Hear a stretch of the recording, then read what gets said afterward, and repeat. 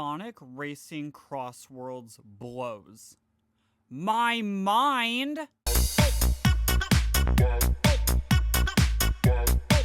Hey, what's up everybody? Welcome back to 8-Bit Flops. My name is Damon, and this is just going to be my quick thoughts on the brand new Sonic Racing Crossworlds game. It's been out for about a week, and I have put in a lot of time with it, and I just want to talk about, the good, the bad, if there is any, and the obvious comparisons to Mario Kart World.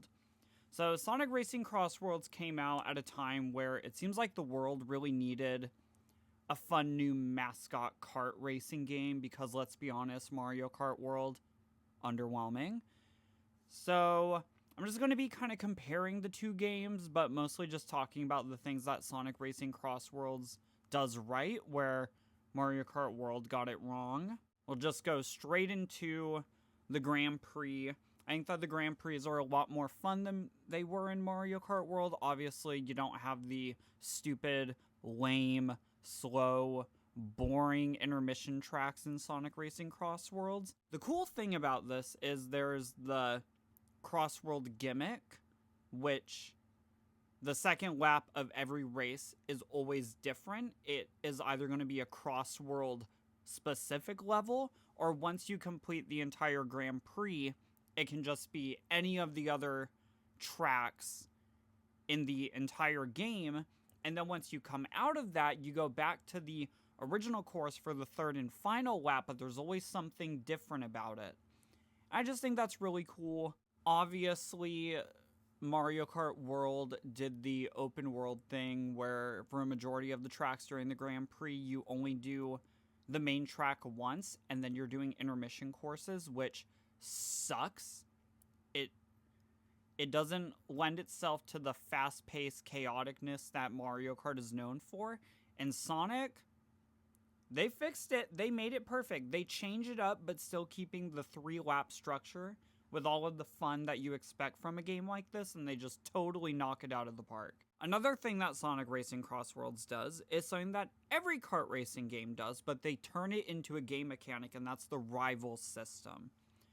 So when it comes to the rivals, you will start a race and you get told that you will have a rival, and it's just an NPC character that's going to be on your ass the entire race, which is very common in these games. There's always that one, CPU character that is trying, your biggest pain in the ass that's just in the way all the time.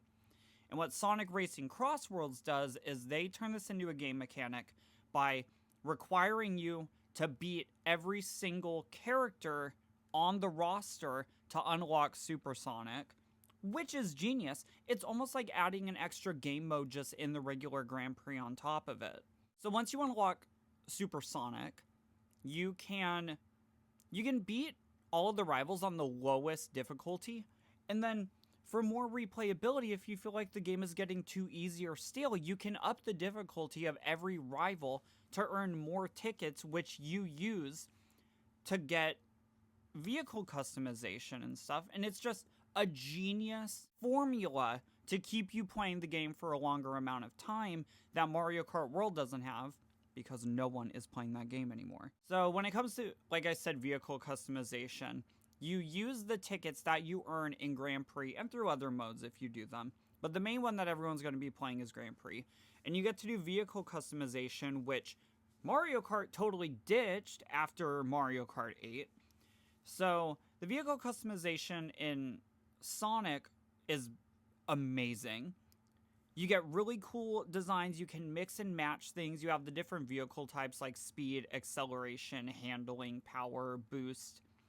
And then whenever you customize it, if you mix and match pieces, usually when you do that, your kart looks like some, thrown together mess. But Crossworlds fixes this by having paint job themes based on all of the characters to make the entire kart look cohesive, and it's awesome. I have made some cars that I'm emotionally attached to and that I'm going to be using for a very long time. I'm very excited about it. And then the last main thing I want to talk about, obviously, is the gadget system, because these are awesome. You get to add, customizations to any vehicle with different loadouts that help you collect more rings or get better speed boost or do different abilities, and they're interchangeable based on whatever loadout you want to use, which you can change between each track during the Grand Prix. So say you have a gadget that makes ice and sand less slippery, you can switch to that one right before the course that might take place on ice or in the desert, so that way you have a better chance of performing well in that race.